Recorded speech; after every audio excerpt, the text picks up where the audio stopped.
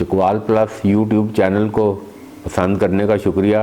Chakwal plus YouTube channel کو subscribe کریں، bell icon کو کلک کریں تاکہ تمام ویڈیو آپ تک پہنچ سکیں۔ السلام علیکم ورحمۃ اللہ وبرکاتہ۔ میں حاجی محمد اسحاق رائل مغل عرض کر رہا ہوں۔ اس سے پہلے بھی کچھ باتیں کہی تھیں جو کچھ دوستوں نے سنی۔ کچھ دوست اس پہ مضر تھے کہ ہمیں کچھ شجرہ کے بارے میں بتایا جائے، تو لہٰذا میں آپ کو کچھ شجرہ کے بارے میں کچھ باتیں آپ کو بتاتا ہوں۔ کہ سب سے پہلے یہ بات ہے کہ حضرت نوح علیہ السلام کے بیٹے حضرت یافت علیہ السلام سے ہمارا شجرہ جا کے ملتا ہے۔ حضرت یافت علیہ السلام کے بیٹا ترک تھا، ترک اسی سے ترک بھی ہے اور ہم بھی ہیں۔ یہ ترک سے ہمارا شجرہ ملتا ہے۔ ترک کے بعد انجا خان تھا، تاتار تھا، جو کہ تاتاری قبائل کہتے ہیں، ان کے جد امجد تھے۔ پھر کھبوک خان تھا، پھر مغول اصل جو ہے مغلوں کا جو شجرہ شروع ہوا، مغول کچھ منگول سے مغول نکالا، کچھ نے یہ کہا کہ فارسی میں عربی جب آئے، عرب میں آئے تو وہاں پہ گاف نہیں تھا تو انہوں نے منگول کی جگہ مغول کہہ دیا اور پھر مغل ہو گیا۔ بہرحال یہ وقت کے ساتھ ہر چیز بدلتی رہتی ہے۔ ایسے ہی مغل جو ہے مغول کی اولاد ہیں۔ مغول کے بعد تومنہ خان تک 24 ان کی پشتیں ہیں جو کہ گزری ہیں۔ اس تومنہ خان کے بعد ہمارا جو اصل ہے وہ چلتا ہے امیر تیمور سے، اور امیر تیمور تومنہ خان کے بعد اس کا بیٹا کچولا خان تھا، کچولا بہادر اسے کہتے تھے۔ پھر ایروم بھی برلاس تھا، پھر اس کے بعد امیر تھا ایک، پھر کراچار، پھر اجل، امیر گل، پھر حاجی برلاس۔ یہ پھر اس کے امیر گل کا بیٹا امیر برکل کا بیٹا امیر تیمور تھا۔ امیر تیمور جو ہے وہ بھی پہلے بھی بابر سے پہلے بھی اس نے دہلی پہ حملہ کر کے دہلی کو ایک دفعہ آگے بھی اس نے قبضہ کیا، تیمور نے بھی۔ پھر بعد میں بابر آیا اس سے پہلے، اور اس وقت جب اس نے دہلی پہ حملہ کیا اس سے پہلے 2 قلعے اس نے فتح کیے۔ ایک قلعہ جو تھا اس کے ساتھی جو تھی وہ بہت پانی تھا، اس میں جو جاتا تھا پھنس جاتا تھا۔ اس نے وہاں سے بھی اپنے گزروائے اپنے فوجی، اور اس کے بعد جاتے ہوئے جا کے دہلی پہ حملہ کیا اور دہلی پہ قابض ہوا۔ تو دہلی پہ اس وقت، اور جب قابض ہوا دہلی پہ تو وہاں پہ ہندو تھے، ہندوؤں کا راج تھا۔ ہندو جو تھے ان میں جو کمزور تھے وہ ہندو ان کو نہیں مانتے تھے، کہتے یہ شودر ہیں، یعنی یہ اچھے لوگ نہیں ہیں۔ تو جب تیمور گیا تو انہوں نے دیکھا کہ یہ تو مسلمان ہیں، تو وہ جتنے ان کے وہ قبیلے تھے جو کہ وہ ہندو انہیں کمتر سمجھتے تھے، وہ سارے اکٹھے ہو کے تیمور کے پاس آ گئے۔ انہوں نے کہا کہ آپ ایسا کریں، ہم مسلمان ہونا چاہتے ہیں، کیونکہ مسلمان میں اونچ نیچ نہیں ہے، ہندو میں یہ ہمیں ہندو اچھا نہیں سمجھتے، اس لیے مہربانی کر کے آپ ہمیں مسلمان کریں۔ اور پھر تیمور نے بہت سے ان ہندوؤں کو مسلمان کیا، اور مسلمان کرنے کے بعد انہیں پھر کوئٹہ کے علاقے میں، جو کہ اس وقت وہاں پہ ایک تھا کوئٹہ کا احمد کا اس کا نام تھا، اس کے پاس یہاں پہ آن کے کوئٹہ کے قریب ان کو بہت سی جائیدادیں دی تاکہ آپ یہاں آباد ہو جائیں۔ اگر آپ ہندوؤں کے قریب ہوں گے تو پھر ہندو آپ کو تنگ کریں گے، لہذا بہت سے ادھر آ کے آباد ہوئے۔ اور امیر تیمور کے بعد یہ جو ہے مرزا میران شاہ، محمد مرزا، ابو سعید مرزا، عمر شیخ مرزا، اور عمر شیخ مرزا کے بعد ظہیر الدین بابر، جو کہ بعد میں پاک و ہند جو ہے، اور اس نے حملہ کر کے یہ سارے علاقے اس نے قبضہ کیے۔ بابر کے ایک وقت میں ایسا وقت آیا کہ بابر سے کسی نے پوچھا کہ بابر تو نے اتنی فتوحات کی ہیں، تو نے بڑی محنت کی ہے، بڑا تو نے جدوجہد کی ہے۔ تو بابر نے کہا کہ میں نے اپنی زندگی میں 2.5 دن جدوجہد کی ہے۔ ایک دن یہ جدوجہد کی ہے کہ میں جنگل میں گیا، میرے سارے سپاہی مجھ سے بچھڑ گئے، میں اکیلا تھا، آگے سے ایک اژدہا مجھے ملا، اس اژدہا نے میرے ساتھ لڑائی کی اور میں وہاں پورا دن اس اژدہا کے ساتھ لڑ کے آخر اس اژدہا کو مار کے میں آزاد ہوا۔ تو ایک یہ دن میں نے بہت محنت کی، اور ایک دن اور میں بابر تھا، میرا جو وہ بھی دوسرا شہنشاہ تھا دوسرے علاقے کا، وہ میرے خلاف تھا، تو اس کو پتہ لگا کہ آج کل بابر میں ایک مرض آ گیا ہے کہ بابر کے جسم پہ خارش شروع ہو گئی ہے اور بابر کپڑے نہیں پہن سکتا۔ تو اس نے کہا یہ وقت بڑا اچھا ہے، میں بابر کو جو ہے بڑا بے آبرو کروں گا، اور اس نے کہا کہ میں بابر سے ملنا چاہتا ہوں۔ اس نے بابر کی طرف پیغام بھیجا کہ تو مجھے مل۔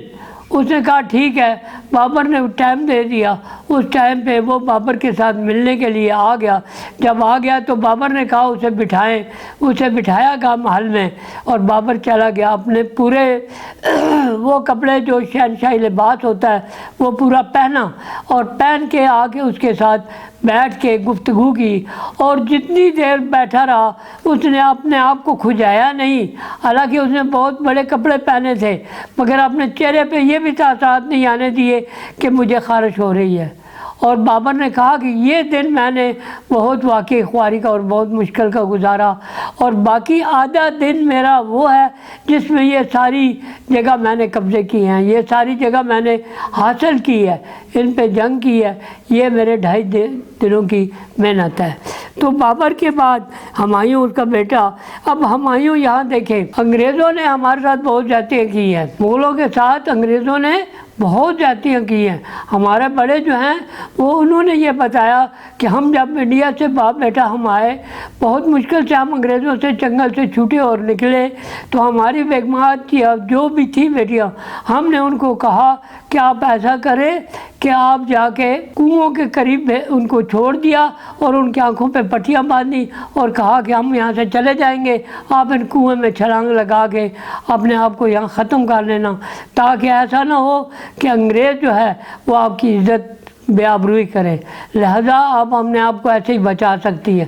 تو ایسے انگریزوں نے جب بابر ہمایوں چھوٹا تھا تو بابر نے ہمایوں کا خیال کرنا، یہ جو شیر خان ہے جسے شیر شاہ سوری کہتے ہیں، یہ بہت خطرناک ہے، یہ ہے ہمارا فوج کا بہت اچھا جرنیل ہے، مگر اس سے بچ کے رہنا، یہ تمہیں دھوکہ دے گا۔ بابر نے یہ بات ہمایوں کہی۔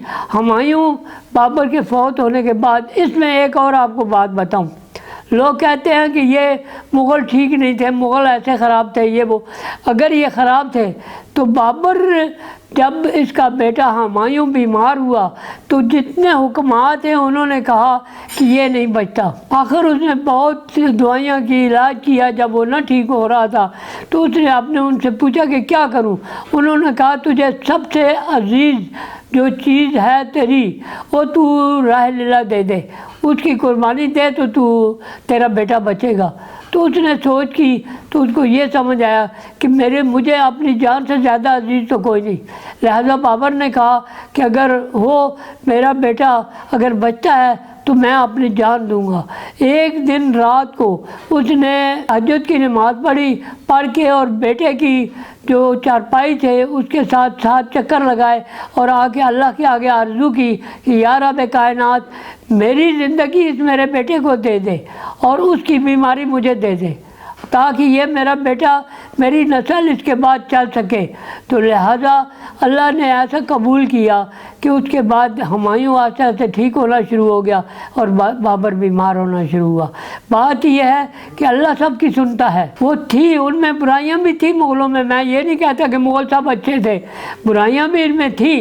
اب چھوٹی سی حکومت ہے پاکستان، ان کے صدور، ان کے وزیر اعظم آپ دیکھ لیں، کیا ان سے کم ان میں ہیں؟ ان سے بہت زیادہ ہیں۔ اور ان کی اب یہ کچھ ایک دوستوں نے کہا کہ انہوں نے اتنی شادیاں کی، وہ کیا ہوتا تھا، جتنے ہمارے یہ شہنشاہ گزرے، ہمایوں گزرا، اکبر گزرا، تو وہ ساروں کو یہ تھا جون سا علاقہ وہ فتح کرتے تھے، وہاں کی خوبصورت ترین لڑکیاں جو تھیں وہ خود قبیلے والے انہیں پیش کرتے تھے کہ انہیں اپنی ملکہ بنا لو تاکہ ہمارا آپ کے ساتھ مراسم اچھے ہوں اور ہمارا وقت اچھا گزر سکے۔ ایسے ہی انہوں نے کئی شادیاں کی، بہت سی، اور اچھا وقت گزارا۔ اسی طرح چلتے ہوئے ہمایوں نے شیر شاہ سوری نے حکومت چھین لی، اور پھر ہمایوں یہاں سے دربدر ہو کے آخر بھاگتا بھگاتا ایران چلا گیا۔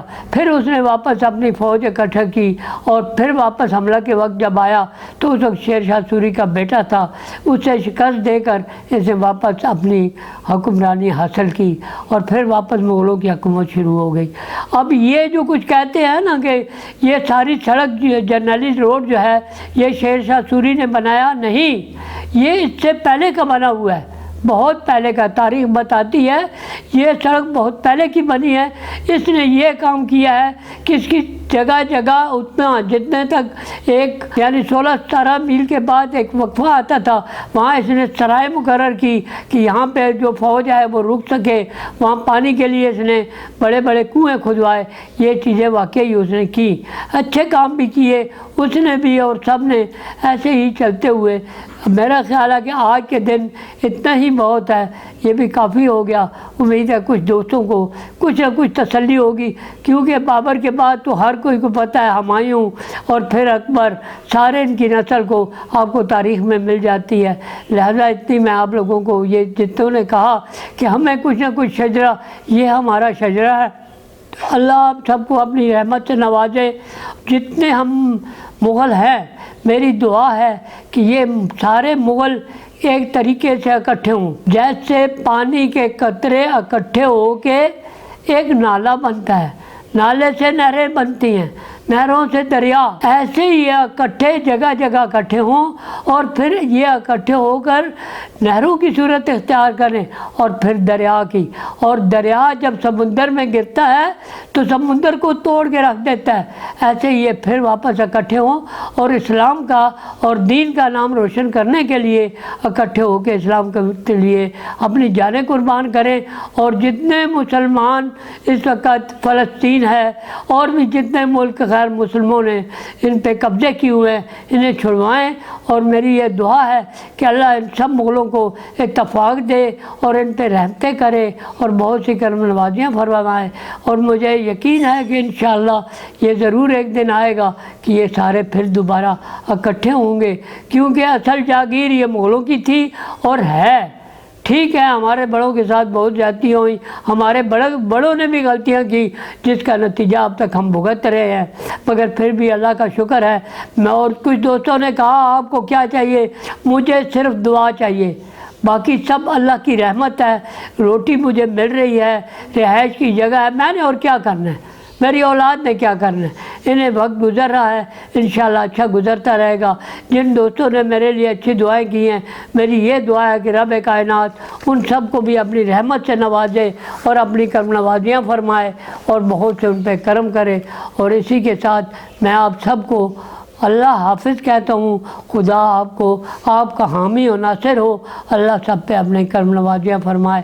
یہ دوستو میری بات کو اپنی گرہ میں باندھ دو، کبھی نہ کبھی انشاءاللہ یہ مغل ضرور آئیں گے۔ مغل زندہ باد، پاکستان پائندہ باد۔ اللہ حافظ۔